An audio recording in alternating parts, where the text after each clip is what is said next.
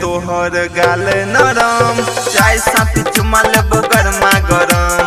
छुबोगे तोहर गाल नरम, चाय साथी चुमा लेबो गरमा गरम। मिले खातिर बोगल भोरे तोरा घरे, चोरी छुपी रही है तू दलानी में खरे। मिले खातिर बो भोर हरिये में घरे, चोरी छुपी रही है तू दलानी में खरे। करिहे नहीं हमरा से कनियो शरम गे कनियो शरम। छुबोगे तोहर गाल नरम, चाय साथी चुमा लेबो गरमा गरम।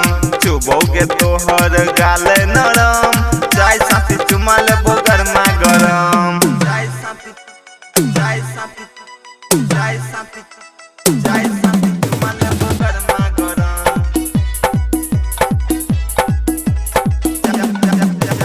चाय साथी चुमा लेबो गरमा गरम, गरमा गरम। चाय साथी चुमा लेबो गरमा गरम। रिकॉर्डिंग बाय स्वर म्यूजिक, रिकॉर्डिंग स्टूडियो बंगलिया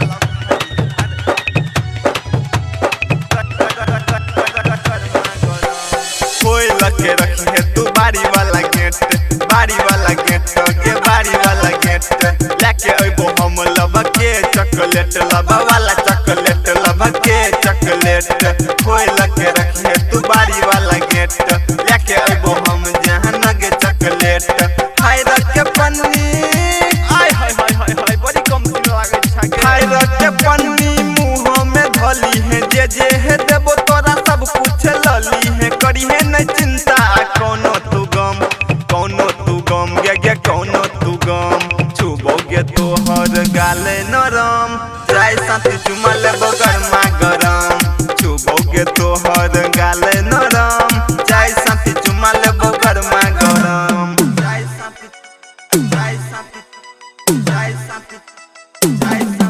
लेबो गरमा गरम।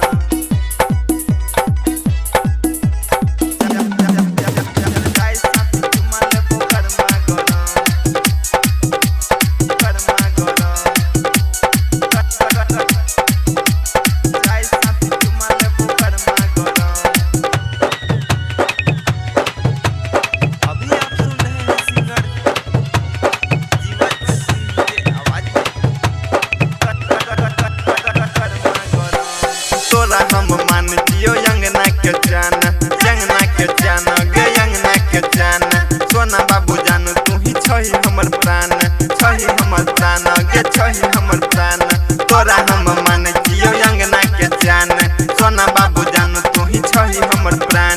गायक जीव छ सुन गे छौरी, जीव छ अमित मानै छौ अपना। दिन रात देखै छौ तोरे ला सपना, तोरी हेन दिल ओकर कहियो सनम गे कहियो सनम।